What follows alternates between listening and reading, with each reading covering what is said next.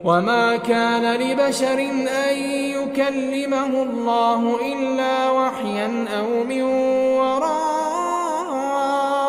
حجاب أو يرسل رسولا فيوحي بإذنه ما يشاء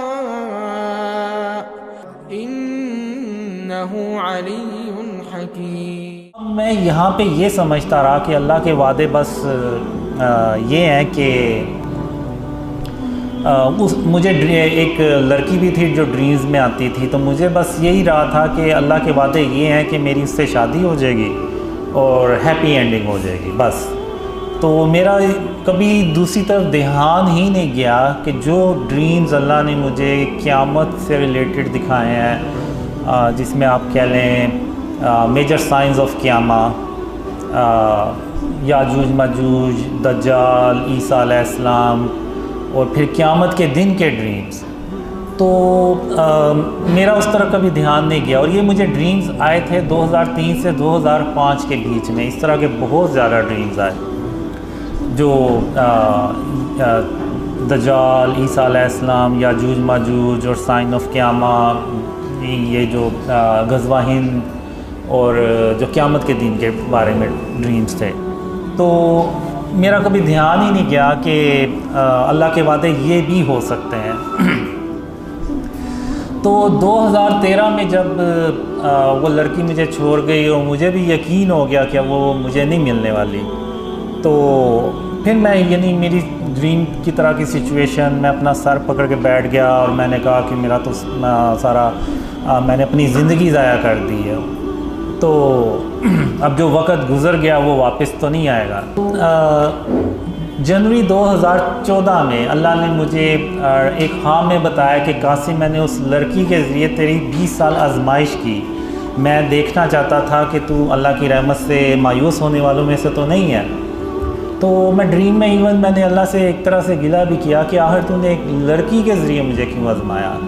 تو اللہ نے کہا قاسم، میں نے تیرے اتنے سال آزمائش کرنی ہی تھی، چاہے اس کا طریقہ کچھ بھی ہوتا. تو تم اب گھر جاؤ اور گھر جا کے تو آرام کرو، اور میں پھر تمہیں بتاؤں گا کہ تم نے آگے کیا کرنا ہے. تو 20 یا 22 اپریل 2014 اس میں اللہ نے پہلی بار مجھے کہا کہ قاسم، جو خواب میں نے تمہیں دکھائے ہیں وہ لوگوں سے بیان کرو، میں دنیا والوں کو دکھانا چاہتا ہوں کہ تم کون ہو. تو جب میں صبح اٹھا تو میں نے کہا کہ یہ تو بڑا عجیب سا اللہ نے حکم دیا ہے. یہ تو ایسا حکم ہے کہ وہ یعنی اگر میں میرے گھر والے یقین نہ کریں تو جو مجھے جانتا ہی نہیں ہے تو وہ کیسے یقین کرے گا ان ڈریمز پہ. تو بہرحال پھر میں نے کہا کہ میں خاتم النبیین محمد صلی اللہ علیہ وسلم کا ویٹ کرتا ہوں کہ وہ کیا حکم دیتے ہیں.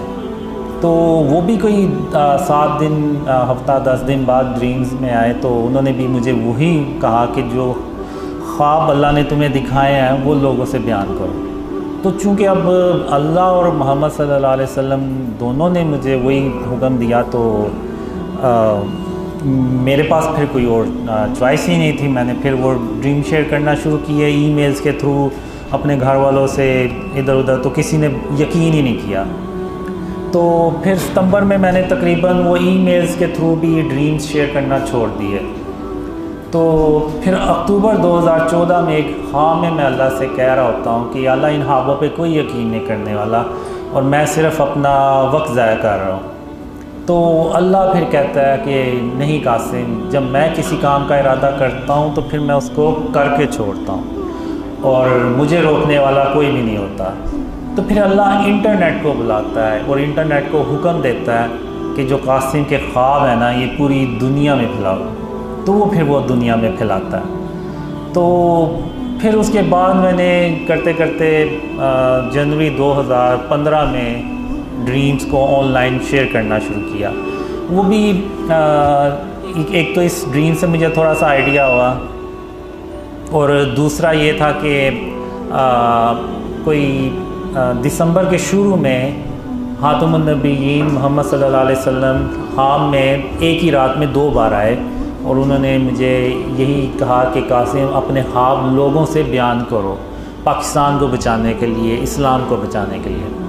تو وہ ایک کی رات میں 2 بار آئے. تو میں نے یعنی جب بھی خاتم النبیین محمد صلی اللہ علیہ وسلم ایک ہی رات میں 2 بار خواب میں آئے تو وہ اس کا مطلب ہوتا ہے کہ مجھے وہ کام کرنا ہوتا ہے. تو وہ پھر میں نے جنوری 2015 میں سٹارٹ کیے ڈریم شیئر کرنا.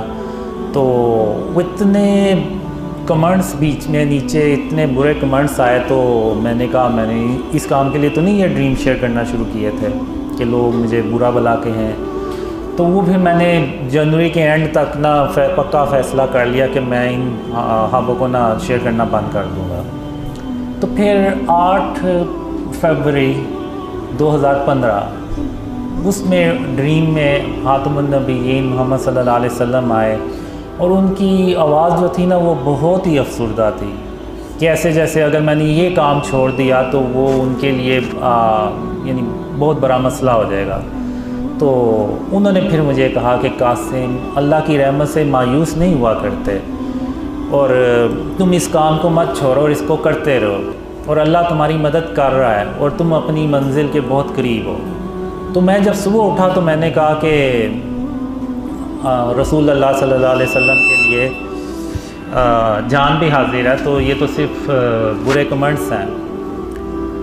تو پھر میں نے کنٹینیو کیا اس کو کام کو لیکن پھر بھی دل میں تھا میرے کہ لوگ کیا کہیں گے یعنی اس طرح سے کیونکہ وہ کمنٹس بہت ہی برے ہوتے تھے یعنی ابھی بھی برے ہی کرتے ہیں کمنٹس.